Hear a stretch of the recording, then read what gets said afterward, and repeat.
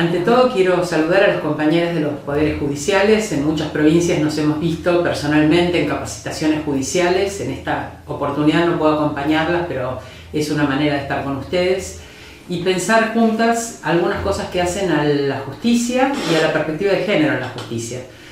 Pensar en primer lugar algo que tiene mucho que ver con los derechos humanos, que es el acceso a la justicia, o el acceso a justicia, como le gusta decir a Elena Hayton, ¿no? Ella distingue entre el acceso a la justicia cuando accedemos a los tribunales, a las instancias formales de la justicia, y el acceso a justicia cuando accedemos a soluciones, a conflictos que nos atraviesan, pero no necesariamente a través del litigio. Podría ser a través de otros mecanismos de resolución de conflictos, a través de mediaciones, a través de negociaciones, a través de mecanismos que pueden generar soluciones que sean las soluciones no litigantes. Todas estas cosas tienen que pensarse desde una perspectiva de género doblemente, para ver si las mujeres accedemos en la misma magnitud que los varones a estos recursos, o tenemos frente a los recursos que la sociedad nos ofrece a veces algún tipo de barreras, y por otro lado pensar si esas soluciones son las apropiadas para los conflictos que tenemos. Por ejemplo, es usual que en algunas instancias de justicia se ofrezcan mediaciones cuando no corresponden. Por ejemplo, mediaciones en casos que están en contextos de violencia. No podemos discutir un régimen de visitas o un régimen de alimentos que parecen no ser en sí mismos actos de violencia, pero cuando están en contextos de violencia, por ejemplo, en divorcios litigantes, esta discusión por los alimentos o esta discusión por el régimen de visitas puede ser una más de las expresiones de poder y de abuso de poder, de sometimiento, expresiones indirectas de violencia, siendo además la violencia económica un modo de violencia que está tipificado por la ley de violencia, con lo cual alimentos no debería ser mediado. Muchas veces se argumenta, bueno, pero esto fortalece a las mujeres. Busquemos de qué manera, quienes trabajan en la justicia, de qué manera pensar cuándo estos recursos de acceso a justicia no litigantes nos son útiles, y también pensar cuándo la justicia, a pesar de ser supuestamente un acceso al derecho, resulta ser un lugar de violencia, de maltrato, de estereotipos, y en esto también tenemos que pensar las barreras, porque podríamos pensar que para las mujeres hay muchas barreras en el acceso a la justicia. Una es la falta de conocimiento de nuestros derechos, la falta de conocimiento de las leyes, pero sobre todo pensemos por ejemplo en la violencia obstétrica. Las mujeres naturalizamos que en el hospital va a haber cierto tipo de maltrato en el momento, bueno, ni hablar si vamos a solicitar la interrupción de un embarazo, pero aún cuando vamos a un parto. Las situaciones que tenemos de maltrato no deberían ser así, pero muchas veces ignoramos la ley de parto humanizado, la ley de lactancia, es decir, aquellas cosas que nos dan garantías, incluso en el contexto laboral, y sin embargo las situaciones de violencia obstétrica están muy ocultas porque la expectativa que tenemos con respecto al respeto por nuestros derechos es mínima, porque hay un desconocimiento de la ley que no consiste en no saber que hay una ley que dice A y B, sino en no saber cómo impacta mi vida esa ley, cómo esa norma cambia mi relación con el Estado. Y esto es un proceso de alfabetización en derechos humanos que nos tiene que preocupar, que tenemos que ser conscientes de que hay que producir este puente, porque las mujeres hemos estado aisladas de la ciudadanía mucho tiempo. Por lo tanto, ejercer la ciudadanía no es algo en lo que naturalmente estemos ágiles y dispuestas. Pensar también que hay otras barreras para el acceso a la justicia, por ejemplo, la centralización de los tribunales. Hay muchas provincias donde la cuestión de centralización del tribunal hace que las mujeres que están lejos de ese tribunal no puedan estar yendo a verificar sus denuncias, a estar al tanto de cómo derivan sus acciones. Las cuestiones geográficas. Hay lugares del país que se aíslan durante un tiempo por crecimiento de los ríos, por nieve, por cuestiones climáticas y también por cuestiones de distancia geográfica, por momentos en que se puede o no se puede bajar de una montaña o cruzar de una ciudad a otra. Entonces pensemos que esas barreras geográficas también nos impactan de modo diferencial. En general no somos nosotras las que tenemos acceso al transporte, a los vehículos, etcétera, que muchas veces son para condiciones de trabajo y que no contemplan nuestra asistencia a los tribunales. La descentralización, los centros de acceso a justicia descentralizados son una política que atiende justamente a esta cuestión del aislamiento y a esta cuestión de la barrera geográfica. Están cuestiones que tienen que ver con la poca disposición política, la falta de voluntad política que se expresa en falta de presupuesto, en falta de personal especializado y en falta de espacios físicos adecuados. Por ejemplo, las mujeres tenemos derecho, si hacemos una denuncia por violencia, a no estar en contacto con nuestro agresor o con la persona que hemos denunciado por abuso, y sin embargo muchas veces los tribunales, las salas de audiencias no ofrecen una arquitectura que permita esta garantía, y estamos en un pasillo esperando junto con los agresores o junto con los abusadores. Esta cuestión es una cuestión que tiene que ver con la falta de voluntad política para aplicar el presupuesto apropiado para garantizar este derecho en la arquitectura de un lugar para que no haya este tipo de encuentros.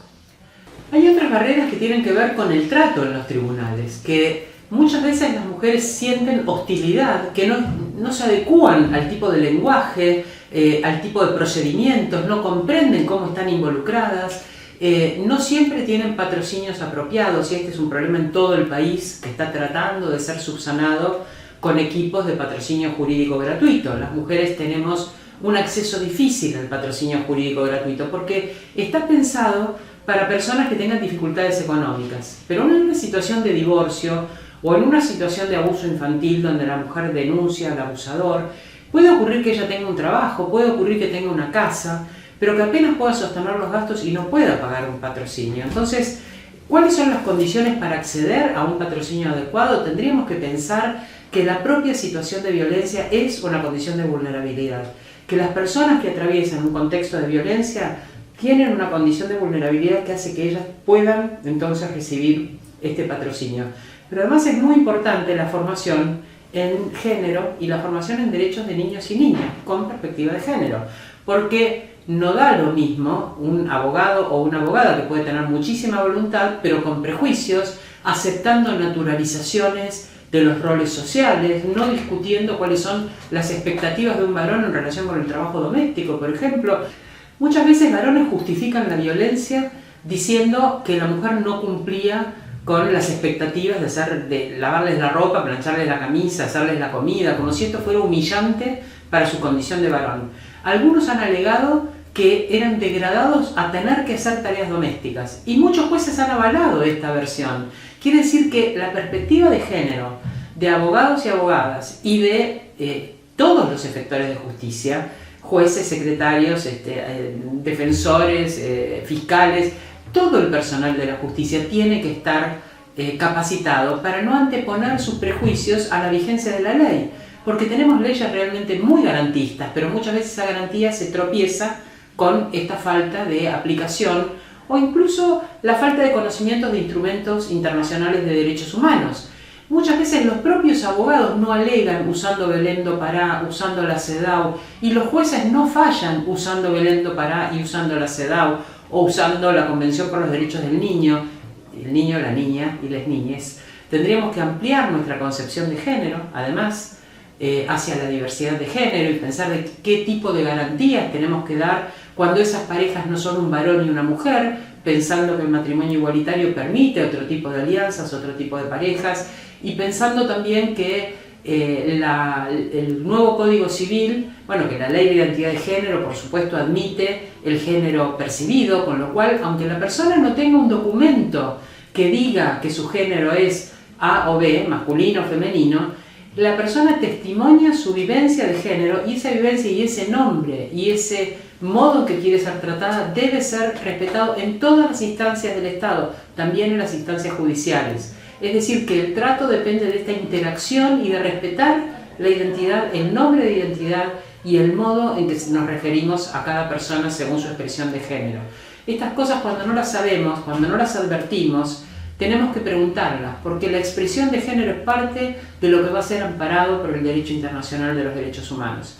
Entonces, como vemos, son muchísimas las cosas que intervienen en pensar una perspectiva de género amplia, pero cuando pensamos en cuestiones de mujeres y su acceso a la justicia, no solo tenemos que pensar en el género, tenemos que pensar que las mujeres somos muy diversas entre nosotras y que muchas mujeres tenemos privilegios, y me sumo a esa condición porque estoy en un área urbana y no rural, porque tengo rasgos de ascendencia europea y no indígena, porque no soy pobre, porque tengo educación ilustrada. Tenemos que reflexionar que esas cosas no están dentro de la naturaleza, son beneficios, son privilegios que tenemos que nos separan de mujeres que carecen de esos privilegios, que no son el resultado de un esfuerzo personal. Los rasgos étnicos, mi color de piel, las condiciones que tenga de soy heterosexual, si fuera lesbiana, si fuera trans, probablemente tendría dificultades y vulnerabilidades que no tengo por ser una mujer cis heterosexual. Entonces, todas esas condiciones de diferencias entre nosotras tenemos que pensarlas, tenemos que discutirlas y tenemos que pensar siempre entonces una visión que en ciencias sociales se llama interseccional. Cada persona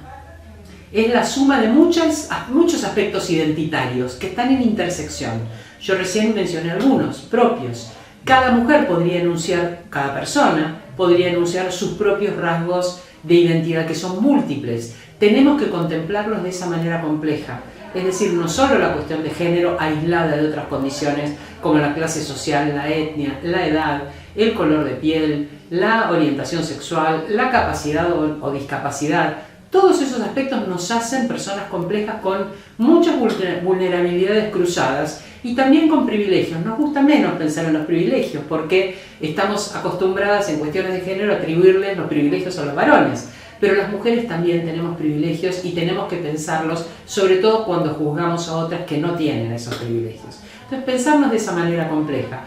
Todas las personas que trabajan en la justicia son relevantes para pensar cómo vamos a incidir en esta garantía de buen trato, en esta mirada compleja. No es solo la mirada del derecho, es todas esas miradas que intersectan para contemplar esa complejidad en la garantía del derecho. Puede haber psicólogas, puede haber sociólogas, puede haber trabajadoras sociales, médicas, muchísimas profesionales que van componiendo de manera compleja esa situación y que deben ser escuchadas por quienes son las profesionales específicamente jurídicas que van a incidir después en un fallo judicial. El fallo judicial siempre tiene otros saberes que inciden y que deben ser requeridos, y entonces somos muchas las mujeres que intervenimos. Incluso en el momento de recibir a una persona en el juzgado, en el momento de tratarla, en todas las fases de la justicia, el asesoramiento, la atención, la defensa, la fiscalía, la secretaría del juzgado y por supuesto los jueces y juezas. Entonces el género es una mirada transversal y que debería ser entrenada para poder ver aquello que a simple vista no se ve, sobre todo en relación con la violencia. Vemos la violencia física, pero otras formas de violencia, la violencia moral, la violencia psicológica, la violencia económica, muchas veces no se califica de la manera apropiada, la violencia institucional, donde muchas veces en los propios juzgados se ejerce violencia interna contra el personal, donde muchas veces los lugares de trabajo son lugares violentos, donde hay acoso, donde hay maltrato, donde hay prejuicios. Entonces nuestros ambientes de trabajo también reflejan estas diferencias y también tenemos, sobre todo a través de los sindicatos, que reflexionar porque todas las personas merecemos un buen ambiente de trabajo y garantías. Tenemos que saber que ante una situación de acoso sexual debemos denunciar ante el superior, porque el superior es corresponsable de la situación de acoso. Debemos saber, entonces, no es solamente el acosador, es la persona superior que permite que en un ambiente de trabajo haya acoso, es corresponsable de la situación de acoso. Tenemos que saber que cuando hay una situación de acoso y se inicia un procedimiento disciplinario, no debe apartarse a la víctima, debe apartarse al acusado. No puede ser que la interrupción de carrera sea justo sobre la víctima de la situación de violencia, de abuso, de acoso, y no sobre quien perpetra la violencia. Entonces, todas estas cosas tenemos que reflexionarlas y pensarlas.